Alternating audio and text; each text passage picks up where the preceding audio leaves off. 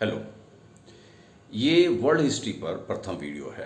इसके अलावा पूरा बहुत सारे वीडियोस आएंगे। यूपीएससी हो या Uttar Pradesh public service commission हो, इसमें विश्व इतिहास वर्ल्ड हिस्ट्री एक बहुत इंपॉर्टेंट सेगमेंट है। यूपीएससी में तो ऑप्शनल भी है।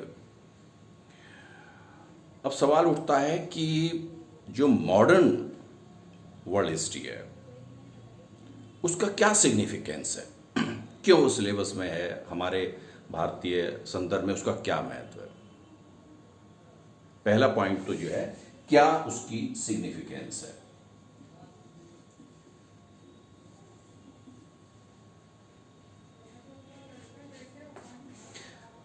बेसिकली यूरोप में कुछ ऐसी घटनाएं हुई जिससे यूरोप ही नहीं, समस्त यूरोप नहीं बल्कि विश्व के समस्त विश्व पर उसका प्रभाव पड़ा।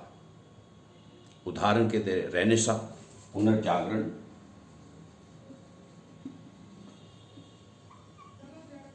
रिफॉर्मेशन, पुनर्जागरण जिसको कहते हैं आप, reformation,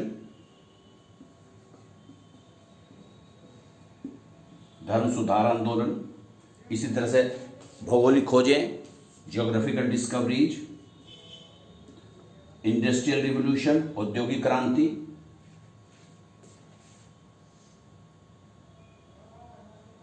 rise of nationalism, democratic system. ये ऐसी क्या कहते हैं घटनाएं थी जिससे समस्त विश्व जो है बाद में प्रभावित हुआ, जिन्होंने पूरी मानवता को हिला के रखा। उदाहरण के तौर पर अगर हम जो है इंडस्ट्रियल रिवोल्यूशन, औद्योगिक क्रांति को ले, जिसकी शुरुआत ब्रिटेन में हुई और फिर यूरोप के अन्य भागों में गई।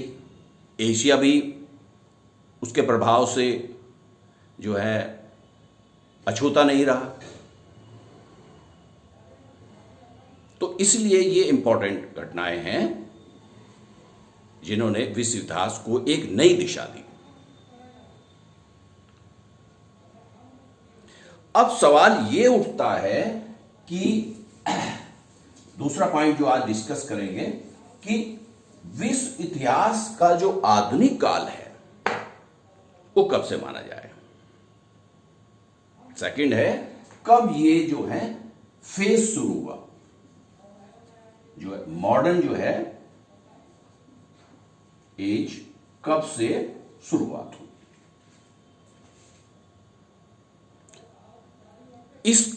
इस बिंदु को लेकर कि कब यूरोप मध्य युग से निकलकर आधुनिक युग में प्रवेश किया, इतिहासकारों में मतभेद है।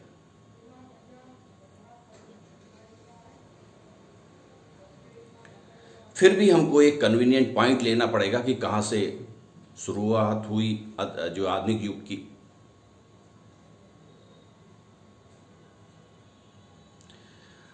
अगर हम कुछ तारीखों को, कुछ डेट्स को देखें, जैसे 1453 जो है, ये 1453 जो है ये बहुत इंपॉर्टेंट डेट है।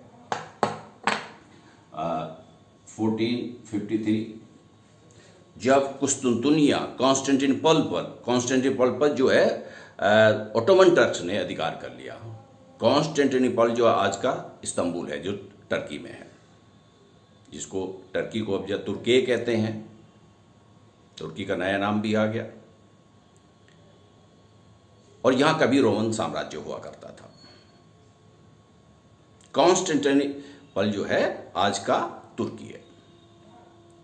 इस पर 1453 में तुर्कों ने अधिकार कर लिया। अच्छा, दूसरी ओर अगर हम 1492 में देखें, जब कोलंबस भौगोलिक खोज के लिए निकला, समुद्री यात्राओं पर निकला और वो अमेरिका पहुंच गया। अगर हम नई डेट देखें, वास्को डी गामा भारत पहुंचा, केप ऑफ गुड होप होते हुए। इसी तरह से अगर हम 15वीं शताब्दी के मध्य में देखें, प्रिंटिंग प्रेस, छापेखाने,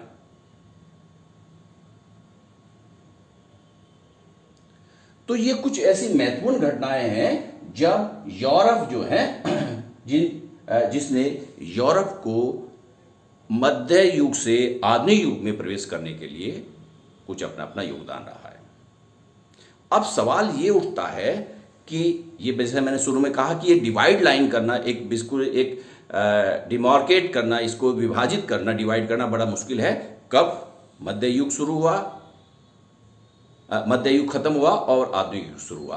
इतिहासकार रफली 500 एडी से लेकर 1500 ईस्वी एडी तक जो है रफली जो है यूरोप में मध्य युग मानते हैं।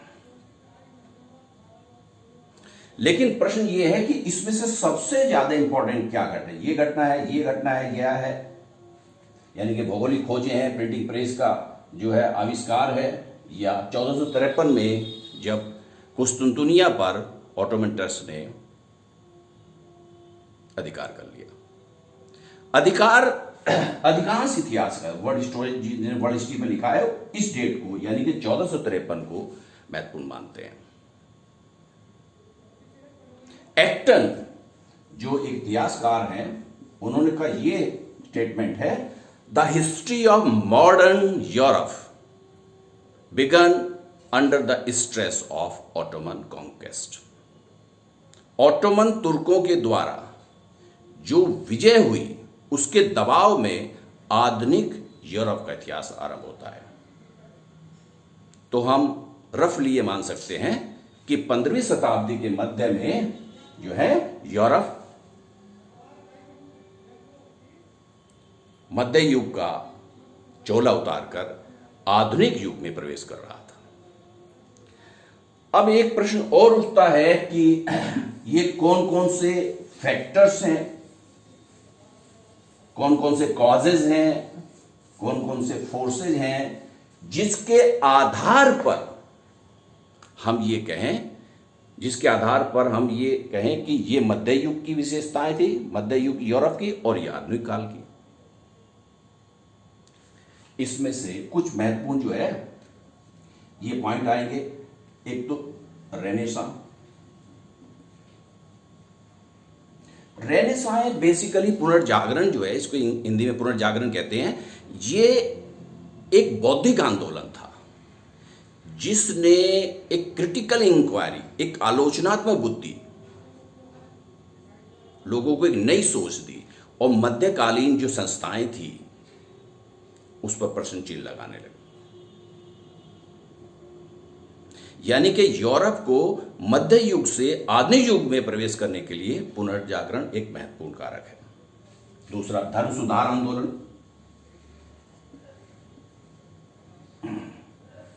रिफॉर्मेशन, धर्म सुधार आंदोलन, इसकी बहुत महत्वपूर्ण भूमिका है। मध्य युग में चर्च का लोगों के जीवन पर प्रभाव था। पोप जीवन के हर क्षेत्रों को, धार्मिक, राजनीतिक, सामाजिक को नियंत्रित करता था।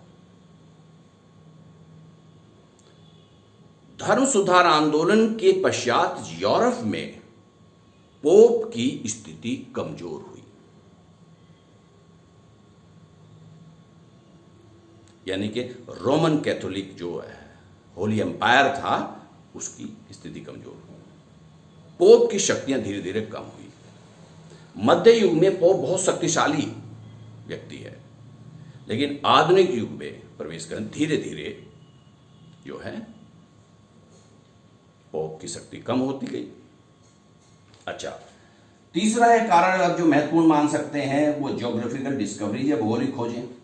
भौगोलिक खोजों ने जब यूरोप के नाविक जो हैं, जैसे वास्को डी गामा हैं, आपके कोलंबस हुए उससे पहले, और बहुत सारे जेम्स कुक हैं, मैगलन हैं, इन लोगों ने जो नई, उससे पहले बहुत अगर माने तो मार्को पोलो, तो कहने का मतलब है इन्होंने एक नई जानकारी दी यूरोप को, और यूरोप का जो एक संकीर्णता थी उससे यूरोप बाहर आया भौगोलिक खोजों की। धीरे धीरे मध्य युग में जो मिडिल क्लास जो आधुनिक युग में जो मिडिल क्लास का उदय हुआ, उसने भी मध्ययुगीन संस्थाएं जैसे सामंतवाद, फ्यूडलिज्म को दबाने में भले ही अप्रत्यक्ष रूप से राजा की सहायता करी, क्योंकि सामंतवाद युगीन यूरोप की विशेषता है। और जैसे जैसे मध्यम वर्ग का उदय हुआ, उसने इस सामंतवाद को पतन में महत्वपूर्ण भूमिका निभाई। तो रोल ऑफ मिडिल जो है क्लास का भी महत्वपूर्ण योगदान है। इस सब एक और भी कुछ कारण है। कमर्शियल रिवॉल्यूशन आई।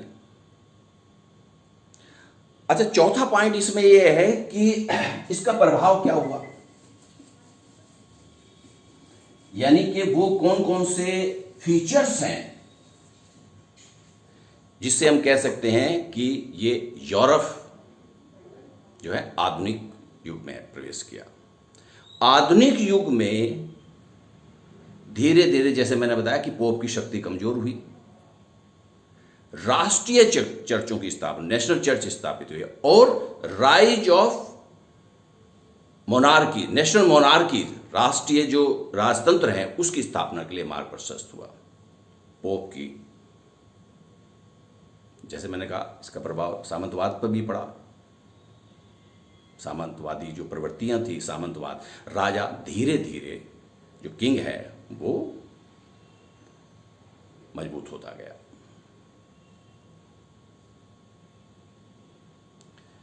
ये इसके अलावा एक इंट्रोडक्टरी जो है आपका वीडियो था, इसके अलावा नया जो वीडियो होगा वो भौगोलिक खोजों पर होगा, क्योंकि विश्व इतिहास को पढ़ने के लिए थोड़ी एक बैकग्राउंड की जो है आवश्यकता थी, उस पर था ये, और डिटेल में इंफॉर्मेशन आएगी। फिर जो है भौगोलिक खोजों पर होगा, जियोग्राफिकल डिस्कवरीज पे होगा, देन जो है जो डिक्लाइन ऑफ फ्यूडलिज्म, जो सामंतवाद का पतन हुआ, उस पे होगा, और इसी तरह से बाद में हम रेनेसां, रिफॉर्मेशन वगैरह जो है पर वीडियो बनाएंगे। और पूरा सिलेबस जो है वर्ल्ड हिस्ट्री का यूपीएससी में जो है, या Uttar Pradesh public service commission में, जीएस में जो है, उसको हम डिस्कस करेंगे। ओके।